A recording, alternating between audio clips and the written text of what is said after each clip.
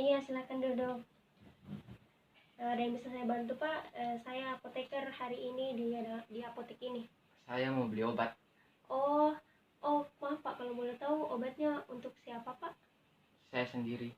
Oh, begitu. Eh, Boleh saya tahu gejala-gejala yang Bapak alami apa, Pak? Tenggorokan saya sakit dan gatal dan mengalami flu. Oh, begitu. Kira-kira kenapa Bapak sampai bisa mengalami gejala-gejala itu ya, Pak? Soalnya saya sering minum es dan merokok terlalu banyak. Oh, gitu. Kalau begitu saya ambilkan dulu obatnya ya, Pak. Oh iya.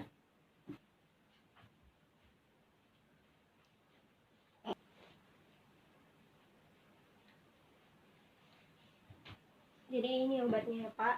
Iya.